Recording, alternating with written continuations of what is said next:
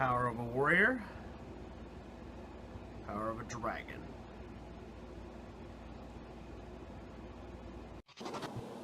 You know, I thought Masterpiece would have been taller. I want you to just real quick, gonna let you guys know before we get into the deck profile and replay. Please make sure that you stick around till after the replays, because that is where I'll be doing all of the explanation for the deck, why I did these card choices, etc. So without further ado, let's get on those replays.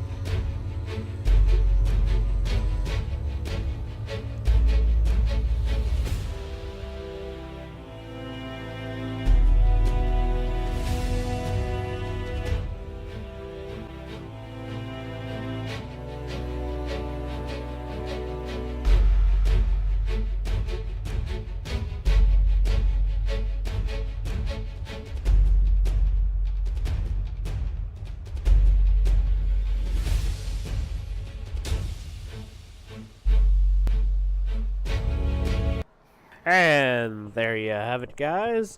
Alright, so what you're looking at is, I guess, the future of the True Draco deck, assuming it gets hit on the next ban list.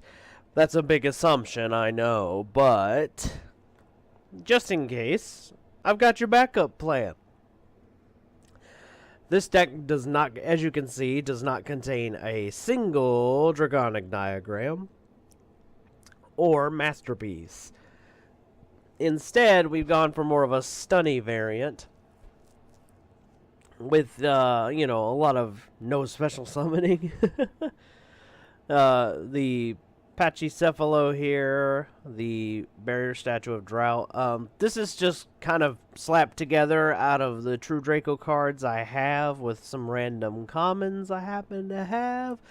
The extra deck here is, I have like actually one monster from this deck in real life. I just slapped a bunch of really cool looking earth monsters to stick with the motif, and that's all I did there. But this really doesn't matter. The only thing you might want to think about is if in the off chance you get off Metaltron, the True Draco combatant, if you get him off, you're going to need something in the extra deck to summon if somebody destroys him.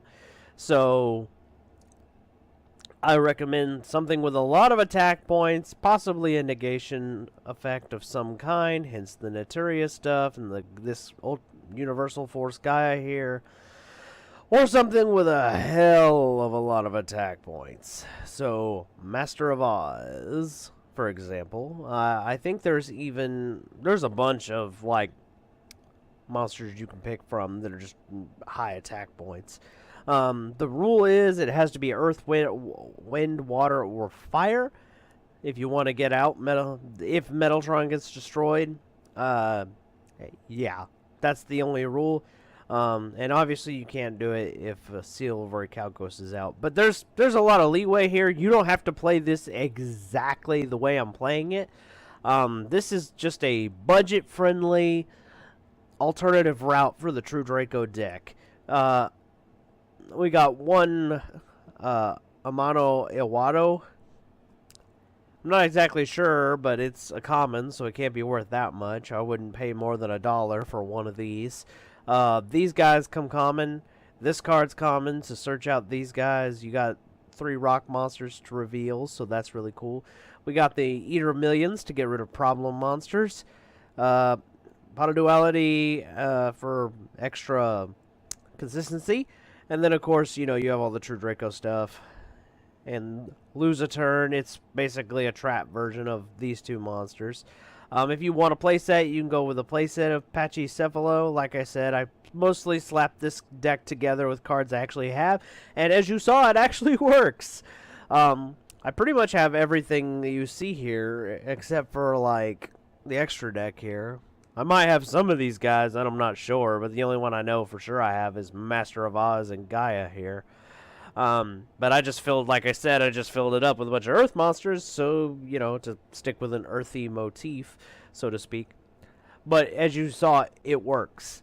You throw out a Fossil Dyna with some protection, or you throw out a Fossil Dyna and an Eater of Millions, or a Fossil Dyna, and a Guardian, Koa'ki Guardian. I mean, basically, it's the Koa'ki Guardian is just the alternative route instead of running hand traps.